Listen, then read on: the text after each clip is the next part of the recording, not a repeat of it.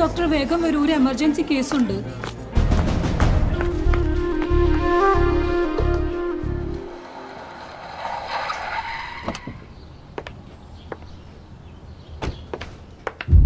John, how much time you need to complete this? Sir, എന്റെ workers ആരും productive അല്ല. എടോ തന്നെ കൊണ്ട് പറ്റൂലെങ്കിൽ പറ, ഞാൻ വേറെ ആളെ വെക്കാം.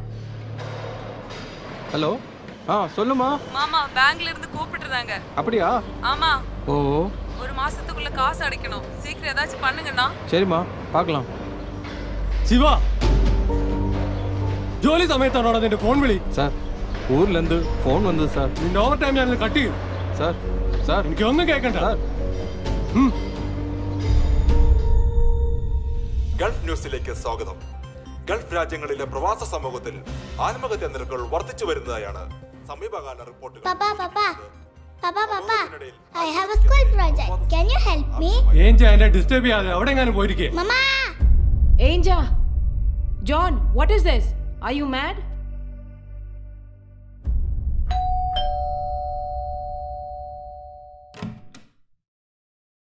வணக்கம். എന്താ ശിവ? ஊரில் ரொம்ப கஷ்டம் சார். கொஞ்சம் காசு கொடுத்து உதவி பண்ணுங்க சார். ഞാനിവിടെ എന്താ ബാങ്ക് നടത്തുന്നത്?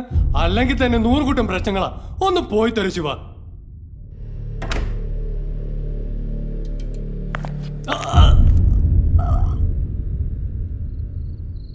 വാങ്ങിയ പൈസ തിരിച്ചു തരാതെ മുങ്ങി നടക്കണവൻ. എപ്പ തരുവാടാ എന്റെ കാശ്?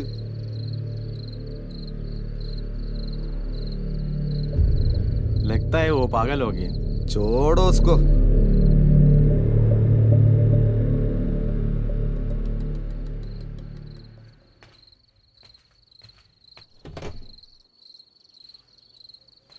ഡാ ഓടി വാടാ, ശിവ അവിടെ സീനാക്കി. Mama, my drawing. How is John, doctor? He's fine now.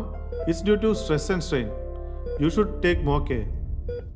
Papa, I got first place in drawing. ആഹാ, അതെങ്ങനെ? അതൊക്കെ ഉണ്ട് അല്ലേ ഡോക്ടർ അങ്കിൾ?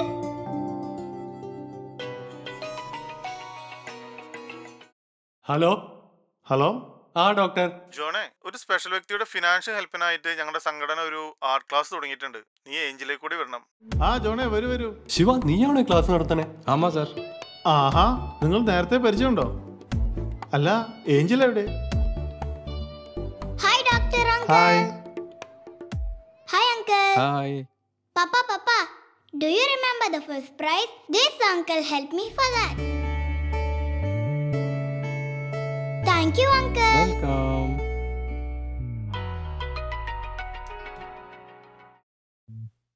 ஹலோ மாமா, சொல்லுமா. காசு சரியாயிடுச்சா? ഇനി എല്ലാം ശരിയായിടും. പലവിധ മാനസിക സമ്മർദ്ദങ്ങൾ അനുഭവിക്കുന്ന വ്യക്തികളെ നമുക്ക് സമൂഹത്തിൽ കാണാനാകും. നമ്മുടെ സമയോചിതമായ ഒരു ഇടപെടൽ, ഒരു കൈത്താങ്ങ്, അത് മതി അത്തരം വ്യക്തികളെ ജീവിതത്തിലേക്ക് തിരികെ കൊണ്ടുവരാൻ.